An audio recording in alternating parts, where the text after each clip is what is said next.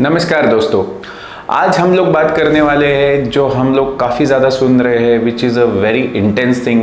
Every other day we listen that कि some celebrity or some of your colleagues or some of your close people dying because of the cardiac arrest, or they have some heart issues, or they never had any issues but they got a cardiac arrest. सो ये cardiac arrest हम लोग सुनते हैं, heart attack सुनते हैं, तो इससे एक चीज़ समझ में आती है कि हम लोगों को इसके बारे में बहुत पुअर नॉलेज है कि हम लोग कार्डियो के बारे में पता ही नहीं है, और कार्डियोवैस्कुलर एंड्योरेंस क्या होता है या फिर ये सारे इश्यूज किन वजह से हो रहे हैं. तो इसके लिए मैं आप लोगों को थोड़ा सा, बहुत बेसिक है ये, लेकिन शायद आप लोगों को पता होगा, नहीं होगा तो I hope this video will help you. So what do you mean cardio? Cardiovascular endurance क्या होता है, वो बढ़ाना इम्पोर्टेंट क्यों है, और हम लोग ये सुन रहे इसका और उसका क्या रिलेशन है ये डिसीजेस का. तो कार्डियो मतलब क्या? कोई भी चीज़ जो आपका हार्ट रेट बढ़ाए, समझ में आ रहा है, एक्सेप्ट एंगर एंड जो भी अलग चीज़ें है वो छोड़ के आप फिजिकल परफॉर्मेंस में फिजिकली चैलेंजिंग कोई भी एक्सरसाइज कर रहे हो जिससे आपका हार्ट रेट बढ़े, उसको बोलते हैं कार्डियो.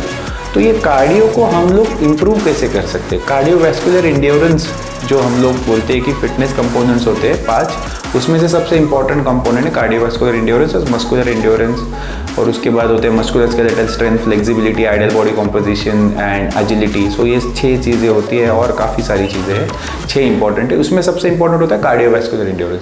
सो कार्डियोवैस्कुलर एंड्योरेंस बढ़ाए कैसे, इसको आप कैसे बढ़ा सकते हो? तो कार्डियोवैस्कुलर एंड्योरेंस बढ़ाने के लिए हम लोग सोचते हैं हाँ ठीक है, वॉक कर लेंगे तो बढ़ जाएगा.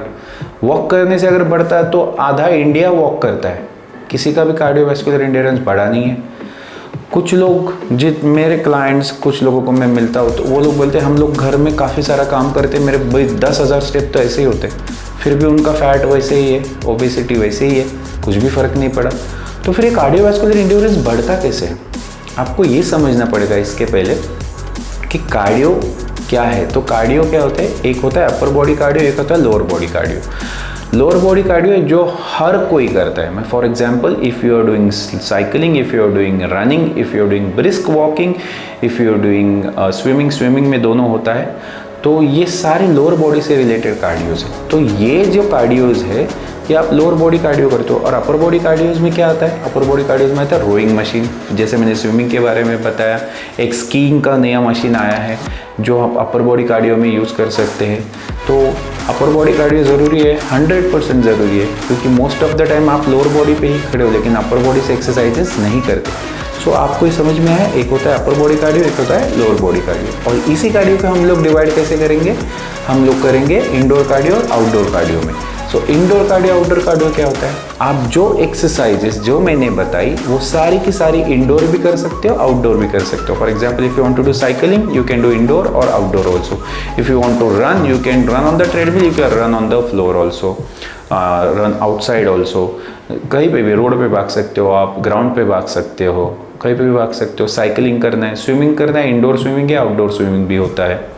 तो ऐसे काफ़ी सारे एग्जाम्पल, लेकिन इसमें भी कुछ डूज एंड डोंट्स से, कुछ ऐसे उसके ड्रॉबैक्स होते हैं. अगर इंडोर में ये सारी चीज़ें विदाउट एनी हेजिटेशन कर सकता हूँ, आउटडोर में I have a limitation, because I have a limitation if there is a raining, if there is a very hot sun, if there is, I have to worry about the air pollution and lot of other things also. तो indoor में हो सकते. तो हम लोग ये cardio को start कैसे करें? कोई कुछ भी नहीं कर रहा है, आप क्या कर सकते हो? आप beginning, you should start with the indoor cardios, because as if now we stay in such a polluted city everywhere.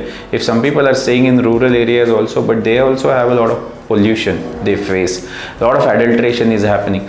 So start with small thing. Never start increasing your cardiovascular endurance from just starting with running directly.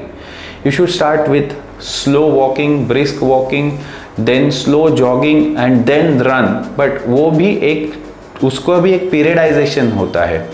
सो हम लोग suggest करते हैं आप gym में जाके ही cardio और सब exercises start करो, धीरे धीरे उसको आउटडोर पे लेके जाओ.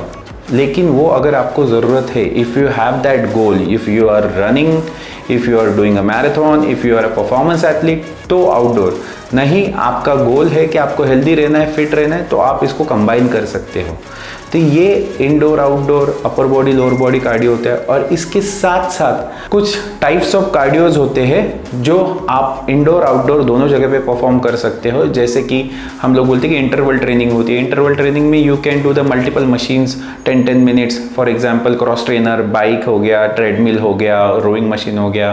तो इसका टाइम आप बढ़ा सकते हो, कम कर सकते हो, इंक्लाइन वॉक कर सकते हो।